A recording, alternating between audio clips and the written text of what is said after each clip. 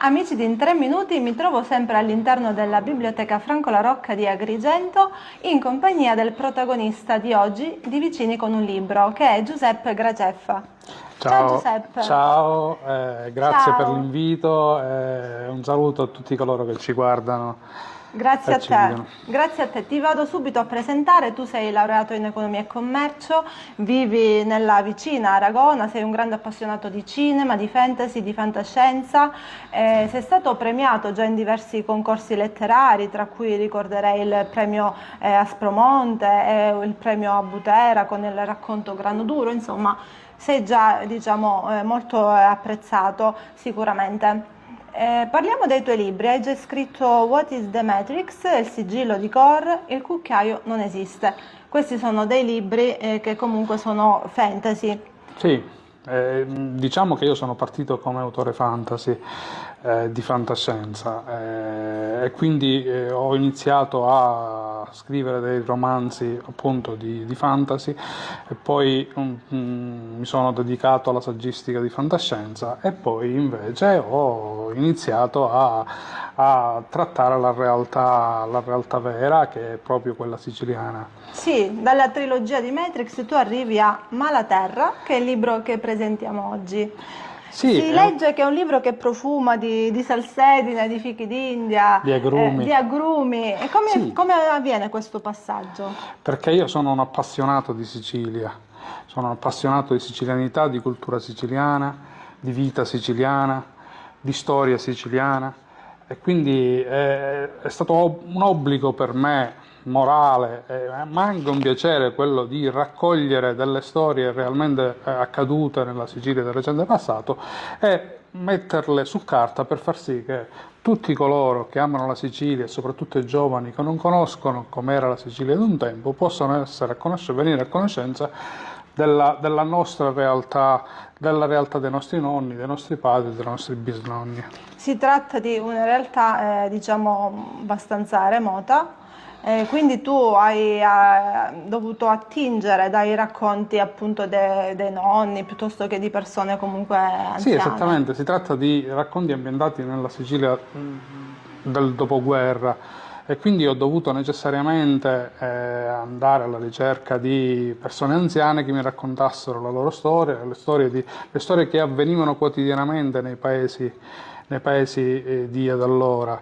Ed erano storie spesso dure, storie difficili, storie di morte, storie di mafia, storie in cui però c'era sempre alla fine un barlume di speranza che faceva sì che la gente potesse continuare a vivere e a continuare a vivere nonostante tutte le problematiche che dovevano affrontare. Qual è il messaggio fondamentale che vorresti che fosse anche colto al di là della struttura della trama del libro?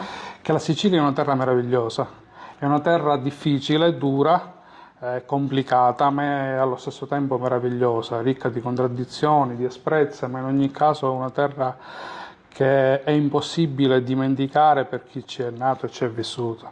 Ci sono dei cliché, chiamiamoli così, che aprono ogni capitolo e Sì, ne ho segnato qualcuno. Allora, il siciliano è un assiduo frequentatore del carro dei vincitori, sì. poi il siciliano è un fine studioso dei fatti degli altri, e poi quest'altro, il siciliano è uno straordinario cantore delle proprie virtù.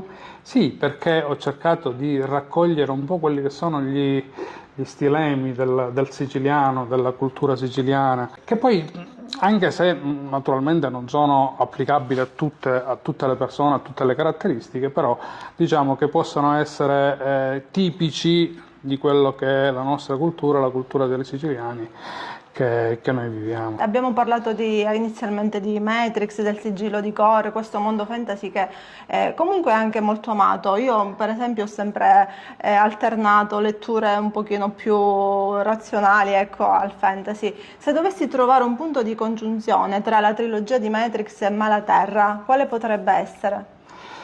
Che spesso la realtà non è come la percepiamo. Questa è la lezione che ci dà la trilogia di Matrix e che è applicabile soprattutto in Sicilia, come diceva Pirandello, che naturalmente riteneva che ogni persona indossasse una maschera e quindi la realtà di ogni persona fosse diversa da quella che effettivamente proponeva.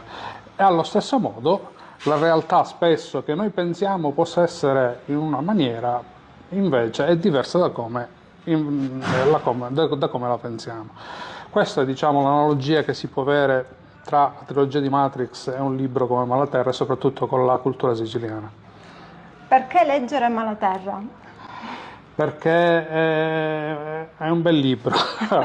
Su Perché è quello un non bel ci sono libro dubbi. e perché racconta delle storie vissute che vale la pena di conoscere, vale la pena di vivere, vale la pena di immedesimarsi in quella che era la Sicilia di un tempo, che è una Sicilia completamente diversa da quella di oggi. È una Sicilia medievale, una Sicilia in cui si andava a cavallo dei muli, dove non c'erano le strade, non c'erano le macchine. Quindi una Sicilia completamente diversa e che vale la pena, secondo me, di conoscere e approfondire. Bene, leggiamo allora, io ho scelto un breve passo, poi salutiamo i nostri spettatori.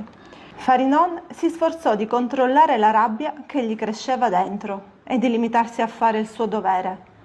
Fecero tutte le indagini e i rilievi del caso. Naturalmente nessuno aveva visto o sentito niente, anzi, secondo tutti coloro che aveva interpellato e che per vari motivi vivevano o si trovavano in quel momento nelle vicinanze, le fiamme potevano essere divampate da sole. Farinon dovette forzare se stesso per non prendere a calci quei bastardi che non solo non gli rivelavano niente, ma avevano anche l'ardire di sostenere delle simili assurdità, pur di continuare a rifugiarsi nel loro dannato silenzio. Grazie, alla prossima puntata! Ciao!